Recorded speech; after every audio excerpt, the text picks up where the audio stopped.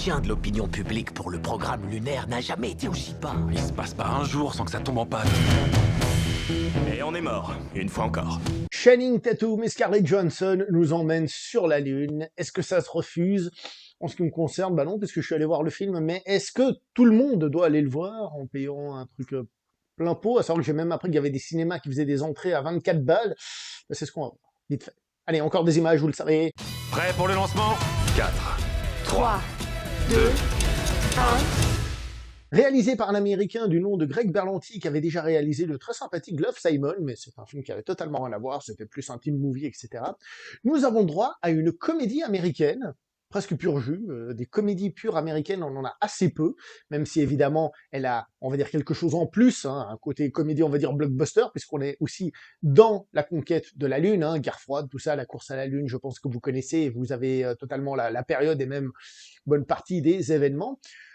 On a donc, comme j'ai dit, une comédie avec cet aspect plus blockbusterisant. Et ce qui est assez intéressant et qui est très malin dans ces films, c'est comment le film mélange d'un côté l'aspect technique, hein, qu'on a déjà vu dans plein de films, hein, comment on fait pour arriver sur la Lune, sans exagérer, je veux dire, il y a quand même un petit peu de ça, tout en y mettant l'aspect marketing de la chose, ça c'est super original et c'est même le point que j'ai préféré. Et en plus, par-dessus tout, on nous met un côté comédie romantique. Et je trouve honnêtement que le mélange est plutôt audacieux. Franchement, c'est plutôt audacieux. Les acteurs que nous avons, Channing Tatum et Scarlett Johansson, ils font en plus un truc, peut-être parce que ça se voit un film à l'ancienne, donc on n'arrive plus à jouer là-dessus, quelque chose, ça m'évoque un mot que j'ai tendance, en tout cas, moi, personnellement, à ne plus utiliser pour le cinéma actuel, pour les acteurs actuels. Je trouve qu'il dégage quelque chose de glamour. Il y a quelque chose de glamour, comme ça. Et je trouve que bah, ça marche bien, parce qu'en plus, on est dans un film d'époque, etc. Donc, au niveau des acteurs et ce qui dégage, il y a vraiment un truc. Évidemment, Channing Tatum n'est peut-être pas le plus grand des acteurs du monde, même si je l'aime bien. Et Scarlett Johansson, c'est pour moi elle qui porte vraiment le film à bout de bras. On a aussi Woody Harrelson, hein, qui vient faire de Woody Harrelson, et c'est toujours plaisant, si on l'aime bien, évidemment. Donc voilà. Le film, donc, comme j'ai dit, part de l'aspect marketing. Ça, c'est le truc le plus intéressant du film, pour moi. Et attention, parce que quand j'ai entrevu la bande-annonce, parce que je crois que j'étais en train de regarder un match de l'Euro sur mon téléphone pendant que j'étais au cinéma et qu'il y avait la bande-annonce, je regardais la fin d'un match, je crois que c'était Allemagne quelque chose, si mon souvenir est bon. Donc, j'ai pas vraiment vu la bande-annonce. Mais ce que racontait la bande-annonce, bah en fait, il faut éviter de le savoir. Parce que le film, on va dire, il a deux phases principales, et on nous raconte tout de suite un peu la deuxième phase. Donc c'est un peu compliqué. Moi, je vais vous expliquer ce que c'est que cette deuxième phase. Si jamais, allez voir le film si ça vous tente. Je vous ai pas encore dit si je le trouvais bien ou pas bien. Bah comme ça, vous reviendrez. Voilà. Si ça vous tente, laissez-vous tenter ou pas. Bref. Je disais donc, la bande-annonce nous vend comme quoi le film nous parle de ces fameuses images qui ont été tournées pour faire croire que les Américains sont vraiment arrivés sur la Lune. Je rappelle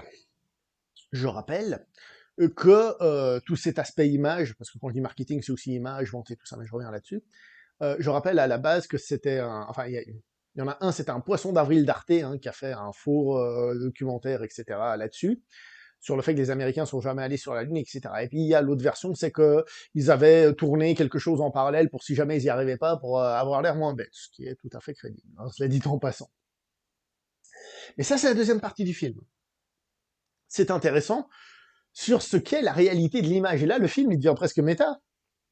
Parce que c'est un film en costume, qui nous raconte une histoire vraie, mais qui est fausse, puisqu'on nous rajoute d'autres éléments, on est dans de la fiction, hein, on le sait. Donc une fiction basée sur des faits réels, qui nous parle de gens qui font un fait réel, mais ils en font une fiction quand même. Donc si on va chercher un peu plus loin, le film est assez intéressant sur ce qu'est cette image, la réalité, etc., etc. Il y a encore plus de nos jours où on a tout ce qui est intelligence artificielle, hein, tout ce qui est création d'images où des fois on sait plus où on en est, etc. Donc le film est assez intéressant à ce niveau-là. D'ailleurs, le film, je profite aussi pour dire qu'il mélange des images d'archives avec des choses qui ont été évidemment tournées pour le film, et il monte un petit peu tout ça de manière, ma foi, plutôt convaincante. Pour rester encore sur le scénario, même si j'ai déjà un petit peu parlé de la mise en scène, la première partie est super intéressante parce qu'on nous parle de comment marketer un tel projet. On m'a embauché pour vendre la Lune. La NASA n'est pas un produit qu'on vend avec un jingle et un slogan. Grâce à moi, ces hommes seront bientôt plus célèbres que les Beatles. Marketer, ça veut dire quoi? Lui faire avoir de l'argent, mais aussi faire qu'il soit accepté par la population, mais aussi par les politiciens. Et ça, j'ai trouvé ça super intéressant. C'est vraiment ce que j'ai préféré. Parce qu'on nous montre comment, de toutes pièces, on fait gober aux gens, on nous fait gober, hein, des projets. On dit voilà, on a décidé de faire ça, et ça, on va dire que c'est bien, et donc on va vous forcer à l'accepter en faisant de la pub, en le rendant cool, etc., en en parlant partout. Alors que si personne n'en parle, bah, peut-être ça passe aux oubliettes, mais comme tout le monde en parle, voilà. Par exemple, un film qui sort au cinéma, s'il y a des affiches partout, on voit de la pub partout, on aura plus de chances d'aller le voir que si ce même film sortait et puis il y avait pas assez de pub. Parce que peut-être on saurait même pas, on serait peut-être pas intéressé, on a la sensation que ça parle moins du film, donc que c'est moins intéressant. Bref. Encore une fois, il y a une espèce de côté méta dans le film que j'ai trouvé assez...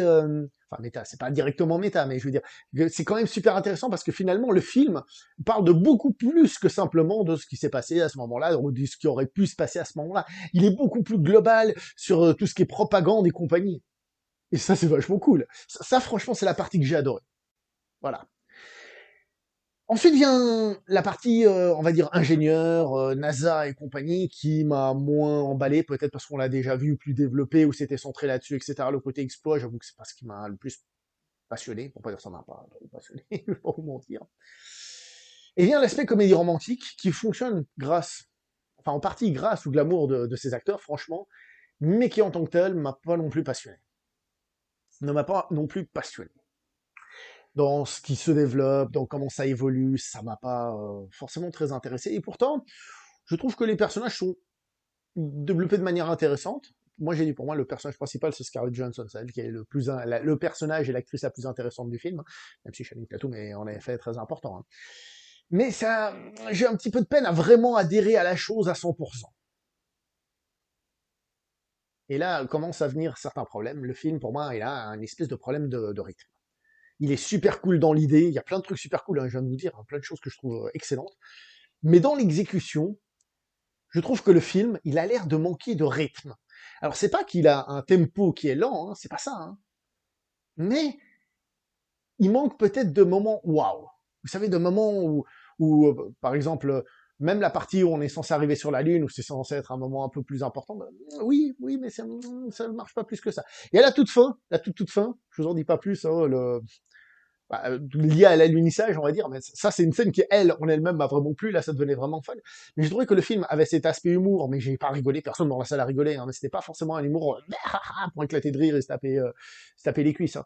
Mais du coup, le film, il a un côté un peu décalé, mais il n'en est pas forcément super drôle. La comédie romantique, elle est là, mais elle marche pas totalement. Le côté ingénieur, il est là, mais c'est pas ce qu'il y a de plus développé, tant mieux. Le côté marketing, c'est ce que j'ai préféré trouver le plus cool, mais en fait, je trouve que le film, il est trop long. Alors, c'est, on va dire, plus qu'une simple comédie, vous me direz, certes, mais il fait encore une fois 2 heures et quelques et tout, et tu te dis, on veut faire un film court des fois, un film efficace et direct. Et du coup, malgré tout, je suis sorti du film en me disant, ah, il y a plein de bonnes idées, mais ça n'explose jamais réellement. C'est là, mais bam, ça manque un peu de bam, la grosse explosion, le truc qui fait que. Et le problème là-dedans, c'est que je peux pas vous dire que c'est mauvais. La réalisation est plutôt soignée, justement, une image qui est travaillée pour faire des pucks, on met, comme j'ai dit, des archives, tout ça, il y a un effort, comme je dis, c'est pas la petite comédie, il y a un budget là derrière, il y a des trucs intéressants, mais à l'arrivée, c'est un film un peu plat.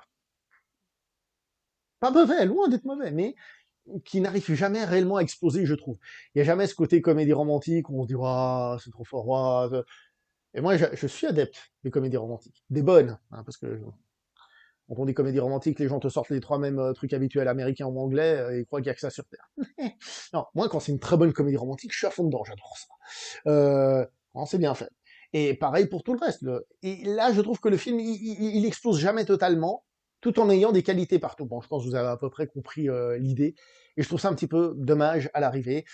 Parce que c'est un film à aller voir. S'il était sorti sur les plateformes, et ben justement, comme c'est facile d'accès, ça en parlerait à fond sur les réseaux sociaux et plein de monde le regarderait. Après, aimer, pas aimer, ceux qui regardent sur les plateformes ont généralement un avis un peu plus facile sur les films, parce qu'ils n'ont pas dû payer justement, comme j'ai dit, peut-être 24 balles pour le voir, ce qui est quand même abusé. Donc, il y a peut-être plus cette simplicité. Là, aller payer au cinéma, je suis pas sûr que ce soit la came de beaucoup de monde, très honnêtement. Allez regarder un peu ce qui se dit à gauche à droite, voyez un peu un avis général. Je trouve que c'est un film qui a des très bonnes idées, mais une exécution pas mauvaise, mais qui ne réussit pas pour autant.